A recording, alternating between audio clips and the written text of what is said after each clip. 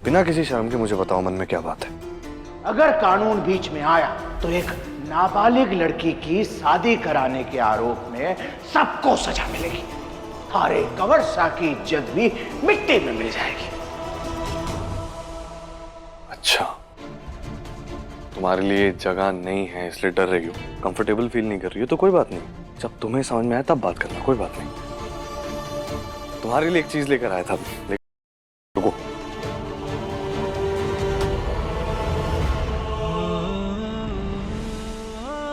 ये देखो मैं तुम्हारे लिए क्या लेकर आया, गोलगप्पे। मैं अच्छी तरह से जानता हूं कि तुम्हारा गोलगप्पे खा के मन नहीं भरा था, थोड़े और खाना चाहती थी तुम, लेकिन आ जाओ आ जाओ आ जाओ, किसी से कह नहीं पा रही थी तुम, और तुम मुझसे झूठ नहीं बोल सकती। तुम जानती हो ना पुलिस से झूठ बोलने का अंजाम क्या होता है? सजा मिलती है। सजा मिलती है। और मैं तो बहुत कड़क पुलिस ऑफिसर हूं, मैं तो नाते रिश्तेदारी में भी अगर कोई झूठ बोले तो उसे छोड़ता नहीं। अरे बुलबुल, बुलबुल तुम डर क्यों गई हो बुलबुल? अरे तुम एक पुलिस वाले की बीवी हो और तुमने खुद भी तो कितने बड़े बड़े कारनामे करके दिखाए। सामूहिक विवाह में इतनी सारी नाबालिग बच्चियों की जिंदगियां बचाई थी तुमने, और साथ ही वो गुंडों से लड़ाई की थी। ऐसी निडर रहो, डरने की जरूरत नहीं है बुलबुल। और तुम्हारे मन में कोई भी बात आई तो मुझसे बात करो बुलबुल। अगर तुम्हारे मन में असल में कोई बात हुई जो तुम मुझे नहीं कह रही हो या फिर छुपाने की कोशिश कर रही हो तो फिर मैं तुम्हें डांटूंगा नहीं, लेकिन मेरे इतने कहने के बाद भी तुमने नहीं बताई तो मुझे बुरा लगेगा।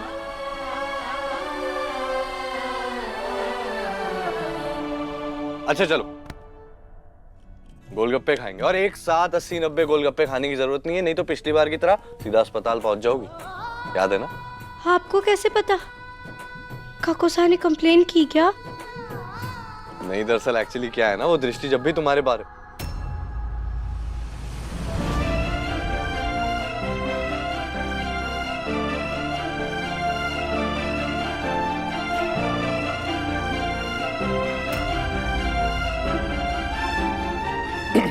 कोई बात नहीं, पानी पूरी खाओ। नहीं, हमारी को नहीं खाना। अरे पर क्यों नहीं खाने? नहीं, हमारा मन नहीं है। अरे क्यों मन नहीं है? तुम्हें तो गोलगप्पे बहुत पसंद है, खाओ। आप हमारे को जबरदस्ती नहीं खिला सकते।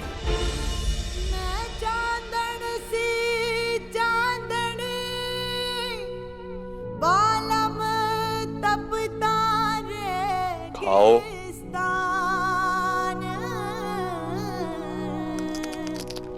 मृग तृष्णा से प्रेम का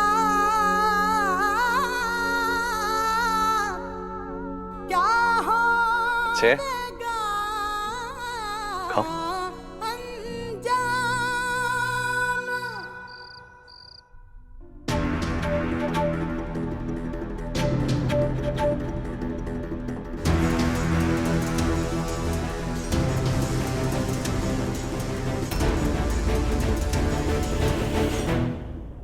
दृष्टि, क्या देख रही है तू?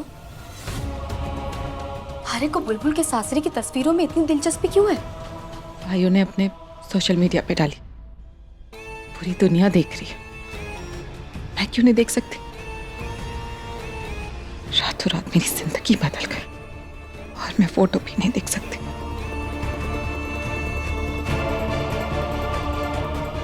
क्यों हुआ? क्यों हुआ मेरे साथ ऐसे?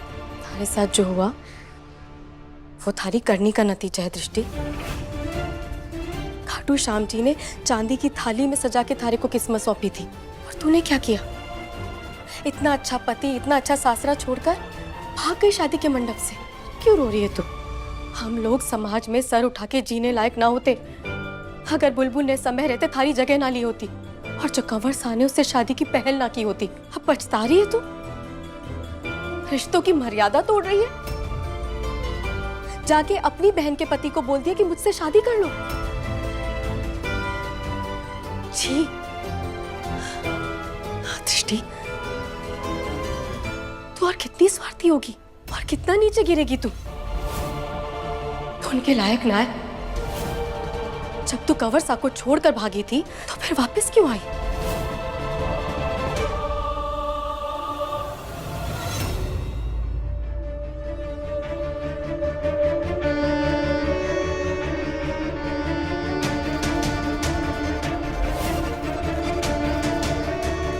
कोई कुछ भी कहे, तू मेरे वीर के लायक नहीं है बुलबुल, और ये बात मैं साबित करके रहूंगी। मैं वीर के जिंदगी में वापस आकर रहूंगी।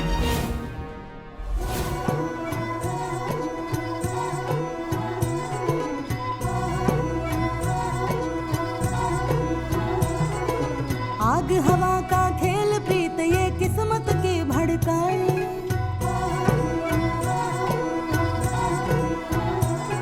आग हवा का खेल प्रीत ये किस्मत की भड़काए। ओ भीतर महके कस्तूरी सी हाथ मगर ना आई। हाँ तुम जो कह दो मीत सजन जी, सुलझे उलझी प्रीत सजन जी। गाँव में खुल के गीत कियो जी मेरा बाला मैं थानेदार।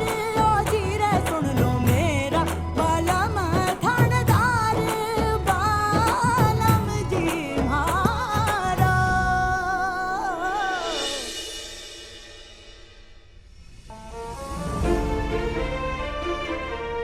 मैं भी हमारे रिश्ते को किसी जल्दबाजी में आगे नहीं बढ़ाना चाहता।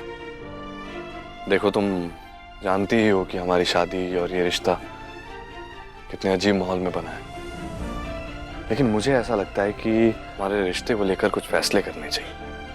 हमें हमारे रिश्ते को वक्त देना चाहिए। मैं सोच रहा था कि एक दूसरे को 6 महीने का वक्त दिया जाए।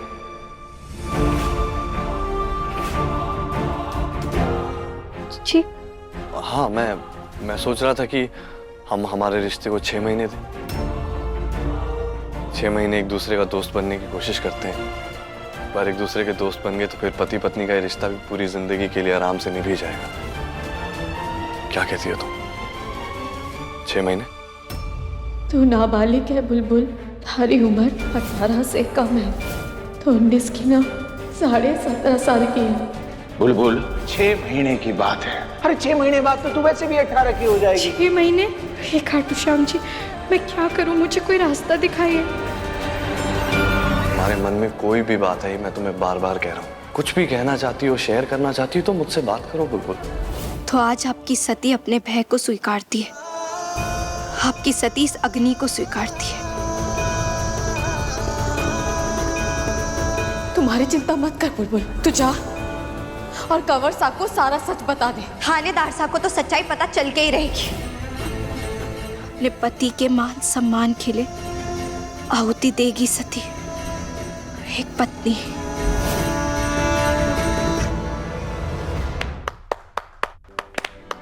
क्या बात है भाभी, वेरी गुड। देखा? वाह छरी वाह, आज तो तूने कमाल ही कर दिया बिंदनी। अरे थारे मुंह से माता सती के शब्द सुन के आज तो हमारे को एकदम अलग ही सा एहसास हो गया। ऐसा लगा जैसे हर शब्द दिल से निकला और दिल तक पहुंचा। आजा जरा इधर आ, तू इधर आजा। अब मैं थारे को इसका मतलब समझाता हूँ। ये जो महादेव और माता सती की जो कहानी है ना, वो अमर त्याग की कहानी है बेटा, जहाँ पत्नी अपने पति के सम्मान की रक्षा के लिए हवन की पवित्र अग्नि में अपने देह का त्याग कर देती है। समझा? नानू, मुझे ये भी समझ में नहीं आया।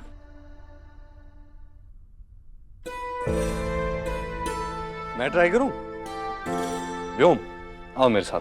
आ जाओ आ जाओ आ जाओ, शाबाश। और यहाँ बैठो, बैठ जाओ। व्योम, यहाँ पर बात सैक्रिफाइस से ज्यादा प्यार की हो रही, एक पति और पत्नी के रिश्ते की हो रही। एक पति और पत्नी का जो बॉन्ड होता है ना, जो रिश्ता होता है ना व्योम, वहां वो दोनों एक दूसरे की बहुत केयर करते हैं।